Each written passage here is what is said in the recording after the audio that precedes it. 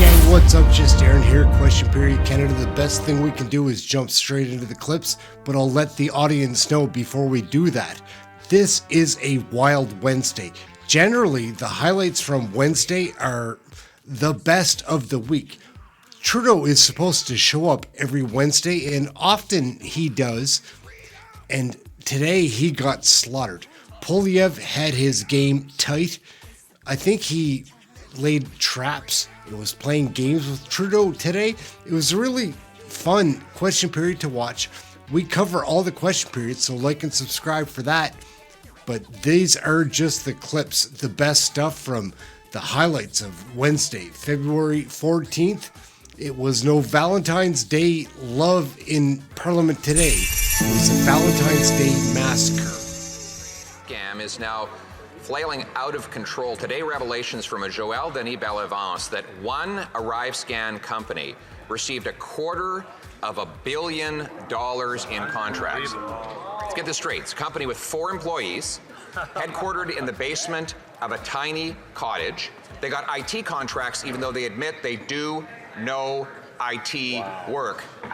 $250 million, WTF. Here, here.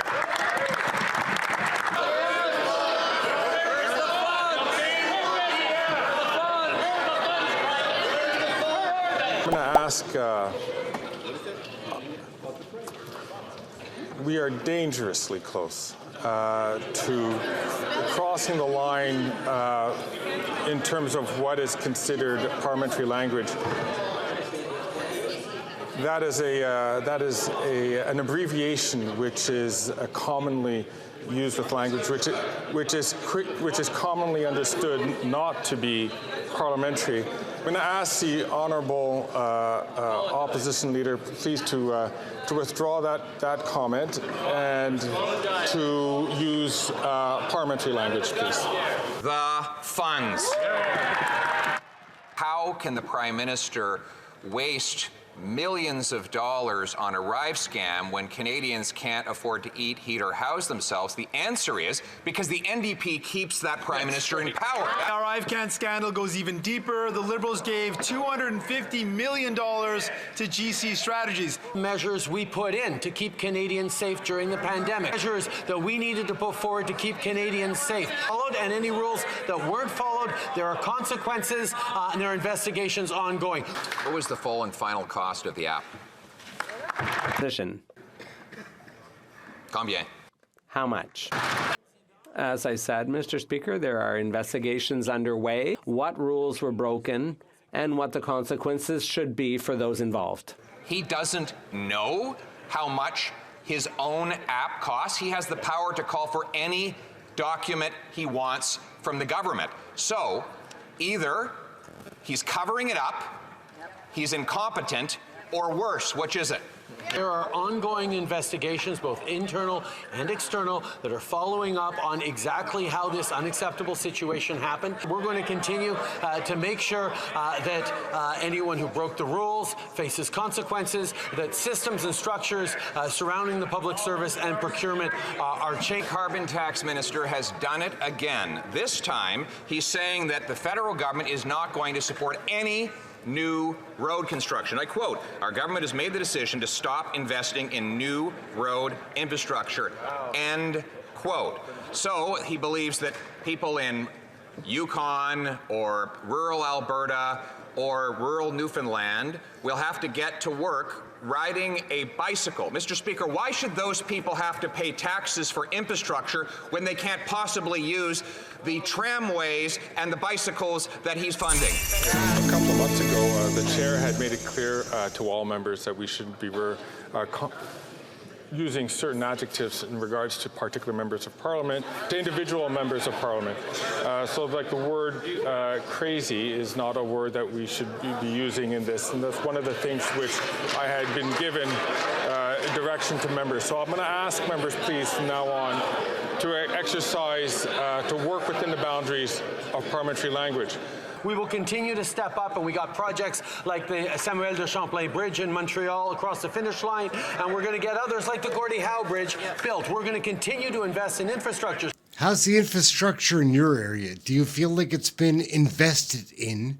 Right across the country as we grow the economy, because all the Conservative leader is offering is cuts, cuts, cuts. Radical minister is bringing in a 61-cent a litre carbon tax on people who are committing the crime of driving to work or operating their farms. Then he wants to ban people from using vehicles that are necessary in our climate. Our approach to infrastructure continues to be one of investing in the future for Canadians. Sexual and reproductive health touches all aspects of human health. I call on Conservative MPs to stand up for women's rights. Our common sense plan acts as the tax, builds the homes, fixes the budgets, stops the crime. Prime Minister can't defend his policy, so he's changing the name. People hate the carbon tax because 60% pay more into it than they get back in his phony rebates. So today he announced a costly rebranding of the hated carbon tax. My question for him is, how much did he spend on consultants in order to come up with the new name, and was it GC Strategies that he hired? He proposes to take away the carbon price rebate, the Canada carbon rebate from millions of Canadian families across the country that Canada is leading on. We're also moving forward on growing the economy and supporting Canadians. Even get the new name of the carbon tax right. It's only 3 words. The Prime Minister should learn that we can't improve life by slogans alone, Mr. Speaker. That's right.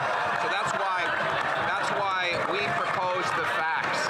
I have here a distributional analysis of the federal fuel charge by the Parliamentary Budget Officer, which shows that 60% of Canadians pay more in taxes than they get back in his phony rebates. Why won't he follow the facts and axe the tax? For $1,800 in Alberta to an average family of 4, $1,200 in Manitoba, $1,120 in Ontario for your family of 4, $192 in Newfoundland and Labrador to a family of 4.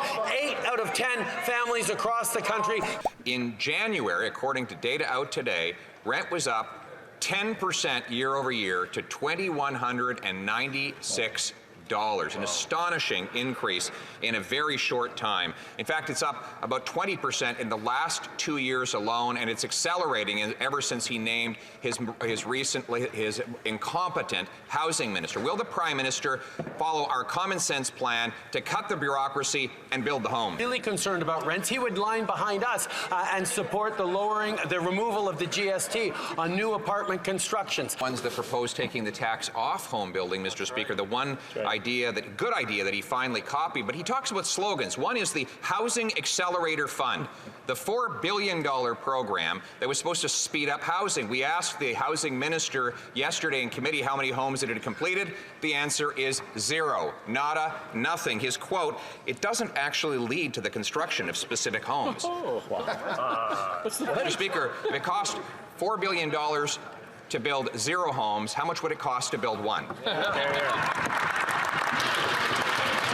The Right Honourable Prime Minister.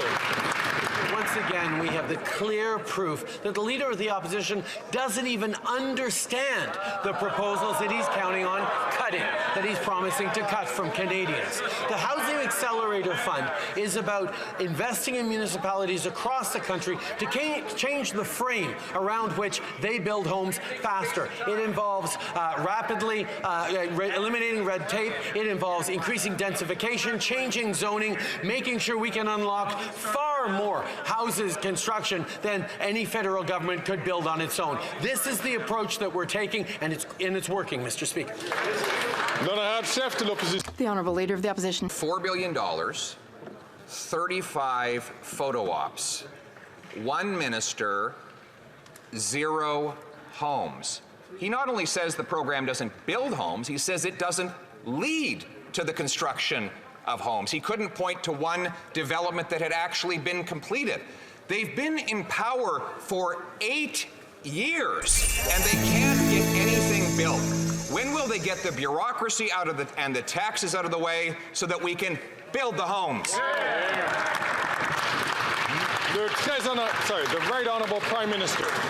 Speaker, the only tool that the leader of the Conservative Party has put forward is cutting programs in order to somehow create more homes. What we're actually doing is investing in partnership with municipalities to eliminate red tape, to accelerate the construction of homes, to increase densification, to change zoning so that more houses can be built. He wants to talk about a number. 500,000 new homes are being facilitated by the Housing Accelerator Fund right across the country.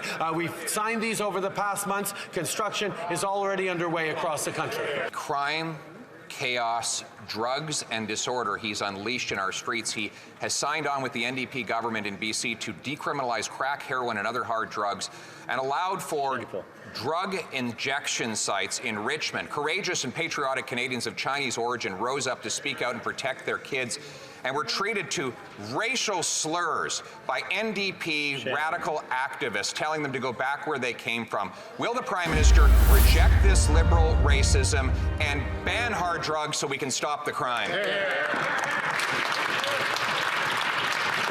The Right Honourable Prime Minister. Mr. Speaker, the impact of the toxic drug and overdose crisis on our communities is absolutely devastating. We're using every tool at our disposal to work with partners to end this national public health crisis. Unlike the opposition, we're following an evidence-based approach while working in partnership with stakeholders, experts, and people with lived and living experience.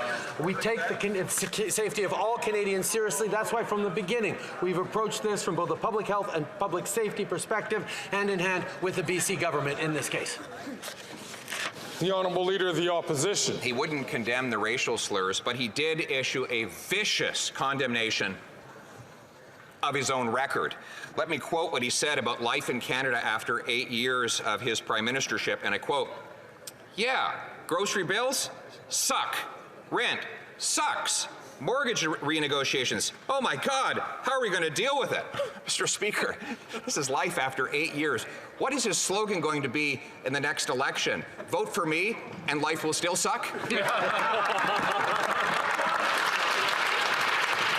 Right Honourable Prime Minister.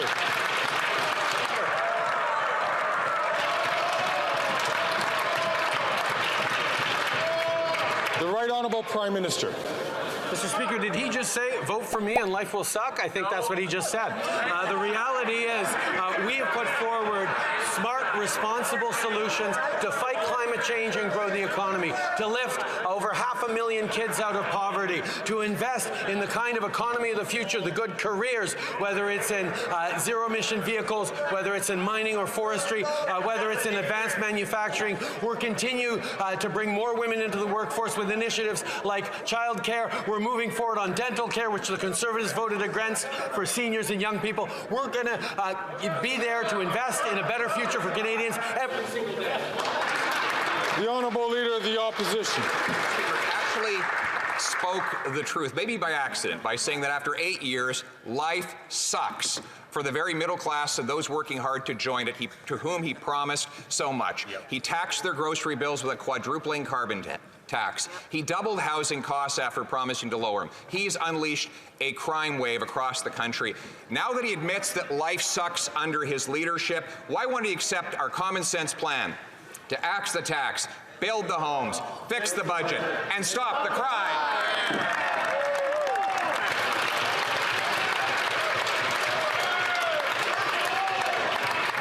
The Right Honourable Prime Minister. Mr. Speaker, Canadians understand that these are complicated times and that governments need to step up with real solutions. Responsible leadership is about recognizing the challenges people are facing and putting forward solutions to fix them, whether it's a housing accelerator that's getting 500,000 homes built over the coming years, whether it's childcare that is saving thousands of dollars for families right across the country as we help more women get into the workforce, whether it's fighting climate change in a way that puts more money into people's pockets and builds stronger careers for the future. These are the solutions we're putting forward. He's doing nothing but attack. I'm going to ask the Honourable Opposition Leader please to withdraw that comment and to use parliamentary language, please.